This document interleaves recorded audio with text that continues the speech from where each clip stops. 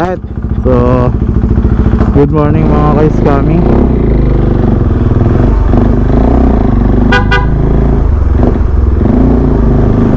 Yan, so kukunin na nila yung motor.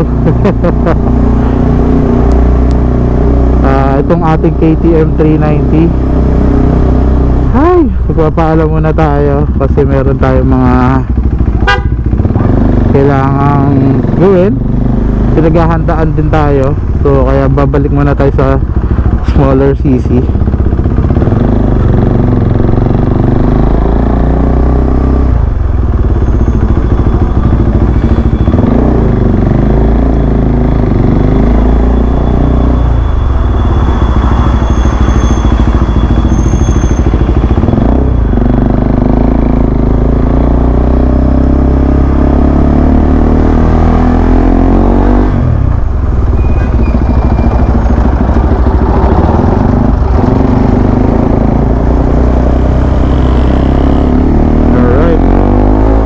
Sinap ko sa Honda ADB 160 ni Kuya.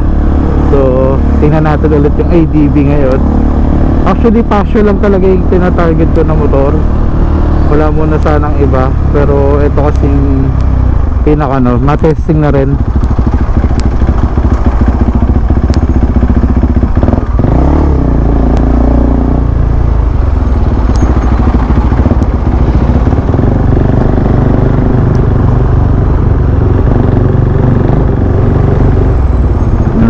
Ngayon pupunta lang kami sa LTO sa may yung lumang Imos LTO kasi dun kami ipapatransfer na namin to sa pangalan niya. Tapos yung ADB papa close deed of sale ko.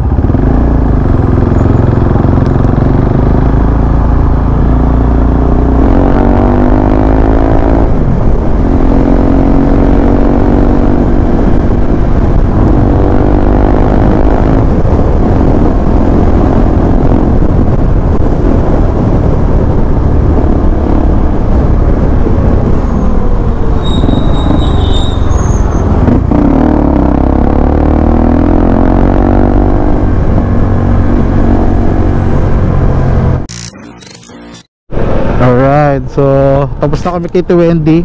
Ayos na yung mga papel. So hintay na lang namin. Pupunta lang kami HPG para picturean tong aming mga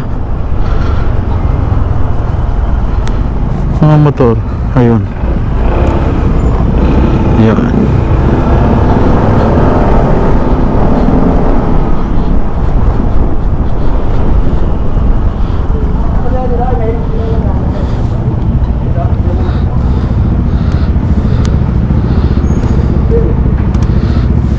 Alright, HPG.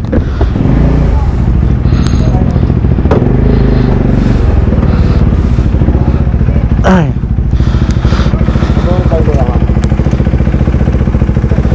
Alright, ito yung motor ko. So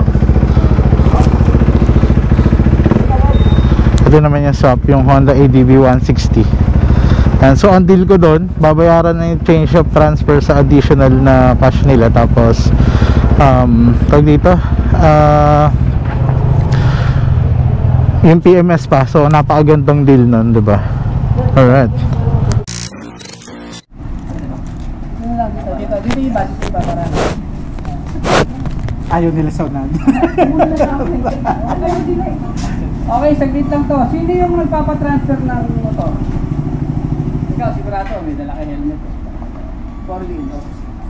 Okay, hindi ko nahabaan. Regarding lang to sa mga motor owner. Kasi automatic natin. Yan. Yung isang hawak ko na kaso, yung isa ko yung CCTV. Saglit lang, pinasok ko sa bakod yung motor niya. Kasunod niya yung mirador ko. Dalawa. Imagine, nasa loob ng bakod kasunod siya. Pagpasok mo nung nangyari ng motor sa bahay niya, parang may kinuha na. Meron silang ginagamit na parang kita pinapagtusok. Walang isang minuto, nakuha yung motor. Paglapas mo wala niya.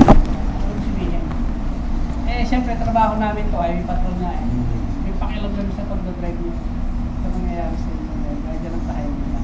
Now, kung kaya niyo ipasok sa loob ng bahay yung motor nyo, hindi kami nagsasawa, ipaalala to lagi para mabawasan yung kanya.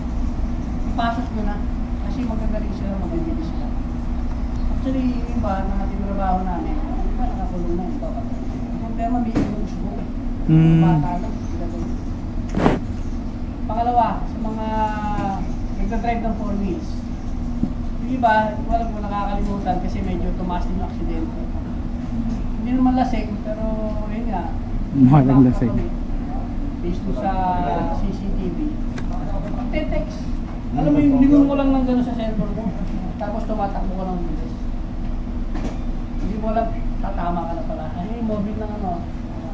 Pwede ko na example, nakakayaman. Siyempre, kasalanan natin yan. Samahan namin. Diyan lang sa kanto na patawid sa tinapin. Ilan po kawasak yun. Saka lagi yung isipin na tayo mga driver, hindi basta driver lang. Marunong lang, dapat magaling. Bakit? Para makiwas sa aksidente. Ha? Sino may mga anak sa inyo rito? Pinagdadrive nyo na? Apo. May lisensya na? Wala pa. Singit ko na rin yan. Santi Polo. Dinarurot yung Honda niya. Kasalanan din naman utang. Damay pa ng apat. Patay. Tinawag ng mga nobela. Kasi katwiran niya, may lisensya na yan. Diba? Kalaw ba kung anong ginagawa na natin? Pinarera yung wala nang hinahabot. Pinarera niya. Pinatakbo ng mabuti. Sumalakot yung sa madami pa yung tatlong magdadong ng patay. Sino sisisihin? Santi Polo. Yung konting paalala lang. Tapos may nagtatanong yung magkano ba violation sa ang penalty ng nagmamaneho ng nagte-text. Ito Yan. 5,000, 10,000, 15,000 cancellation ng lisensya. Pag na-cancel yung lisensya, hindi na kaya yun. Kaya maaari sana ho. Iwasan natin yun. Importante yan. Pagod, lasing, nakainom. Iba yung lasing siya nakainom eh. Although pare siyang minum ng alak. Kung alam yung pagod kayo, kung alam yung nakainom kayo, kung alam yung lasing kayo, Huwag ka mag-drive. huwag ka mag-drive. Tapos isa pa, yung cause of accident, yung nagmamadali. Bakit? Eh, tanghali na. Hindi naman siya na umaga. Parang hindi ka nagmamadali. Tama ba ho? Oo. So hindi ko na pahabain. Yun lang ho. Sana may na... Thank you po. Hindi ako sinabi ko. O tara, picture tayo. Ano ba? Atarong po. Eh, lahat ng... Tingnan mo. Lagi kang tanghali pumasok. Paano ba yung roll dyan? Hirap yan niya eh. Yung roll niya eh.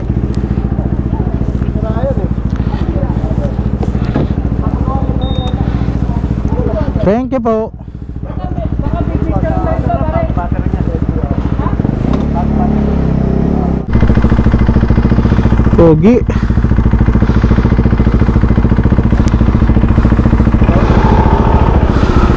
Job ko sa motor ko.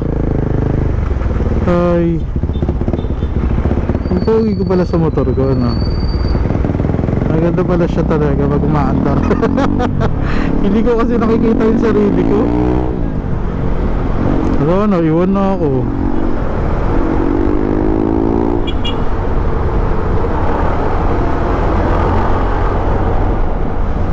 Goodbye eh.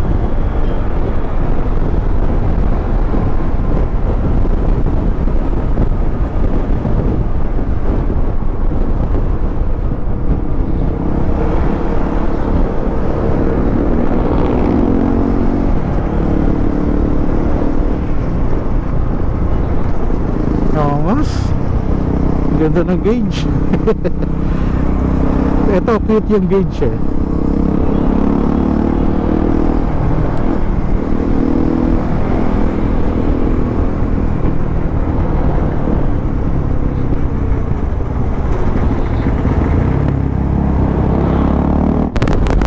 Pogi.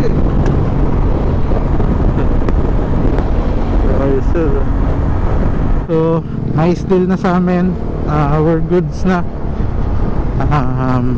Yan, maraming salamat kay sir. Kami tapos na dito. So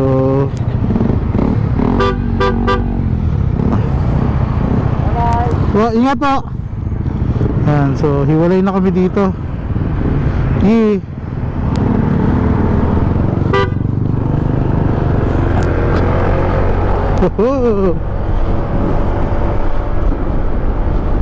Naniniwag ako sa ADV pero okay lang. Nasanay kasi tayo na na-wade yung natin bela. Ito nawala ang pagka-wide.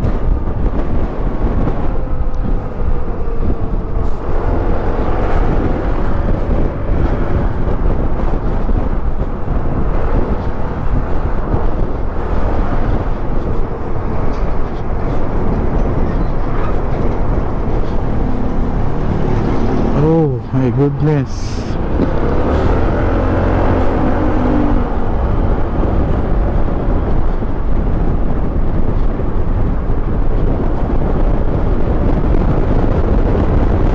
I'm not a people find it all.